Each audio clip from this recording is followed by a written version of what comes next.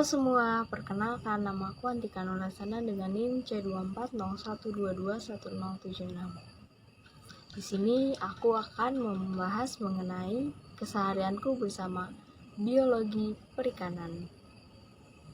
Ada apa sih dengan biologi perikanan di pertemuan kedua ini? Yuk kita simak semuanya.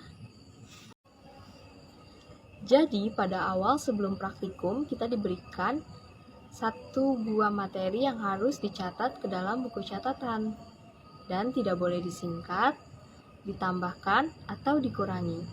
Lalu kita membahas tentang materi reproduksi. Nah, di sini kita akan membahas tentang tingkat kematangan gonad. TKG adalah tahap tertentu perkembangan gonad sebelum dan sesudah ikan memijah. Lalu, penentuan tingkat kematangan gonad dibagi menjadi dua. Ada secara morfologis dan secara histologis. Secara morfologis, pengamatan berdasarkan ukuran dari gonad tersebut yang diamati secara visual. Sedangkan secara histologis, pengamatan tersebut mengamati perkembangan gonad melalui fase perkembangan sel dari gonad tersebut. Nah, yang pertama ada pengamatan secara morfologis, yaitu di mana pengamatan ini berdasarkan ukuran dari gonad yang diamati secara visual. Lalu yang kedua ada secara histologis, di mana pengamatan ini mengamati perkembangan gonad melalui fase perkembangan sel dari gonad tersebut. Nah, di sini kita sebelum masuk ke dalam lab, kita pengecekan SOP terlebih dahulu di ruang MSPI. Nah, di sini adalah saat-saat yang paling menegangkan antara sudah lengkap atau tidaknya SOP yang kita bawa dan segala peralatan yang kita butuhkan, serta dipaparkannya materi yang akan dipelajari pada saat hari itu di lab. Melaksanakan praktikum masuk ke dalam ruangan lab, tapi menggunakan syarat-syarat untuk mengikuti praktikum, yaitu jas lab dikancingkan. Dan setelah sampai di lab, kita dibagi lagi dari satu kelompok menjadi 3 kelompok untuk membahas bagiannya masing-masing, yaitu perhitungan gonad volumetrik, perhitungan gonad galvametrik, dan juga perhitungan gonad gabungan, sehingga kita menjadi paham pada bagian masing-masing dan menjadi lebih fokus. Lalu selanjutnya dilanjutkan dengan yang volumetrik dulu. Dia menggunakan gelas ukur yang diberikan cairan aquades.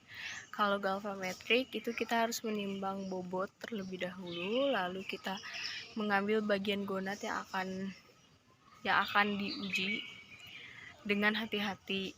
Lalu kalau yang gabungan itu adalah gabungan dari volumetrik dan galvametrik. Galat terbesar berada pada perhitungan volumetrik karena bisa jadi kita salah mengambil volume.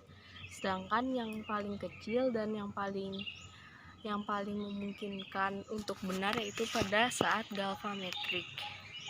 Lalu dari praktikum kali ini ada yang berbeda karena hari ini saya ulang tahun, dan setelah beres praktikum saya mendapat banyak ucapan dari teman-teman, keluarga saya, dan orang-orang yang dekat dengan saya. Di praktikum ini kita belajar tentang bagian alat reproduksi gonad ikan dan belajar mengenai bagaimana cara ikan memijah dan bereproduksi.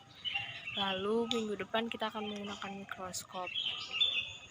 Pelajaran yang bisa diambil dari bioper hari ini dan microteching yang saya lakukan hari ini sangat membawa manfaat, yaitu salah satunya adalah menghitung telur ikan yang lumayan menguras ketelitian, juga menambah fokus kita. Ketika kita fokus, kita akan bisa menghitungnya dengan benar, dan terkadang susah sekali untuk bisa menghitung karena telurnya sangat kecil dan juga sangat banyak. Semoga pertemuan kedua ini bisa menambah wawasan saya dan juga bisa menambah pengetahuan saya mengenai reproduksi ikan atau cara ikan bereproduksi. Dan sekian video micro teaching saya. Assalamualaikum warahmatullahi wabarakatuh.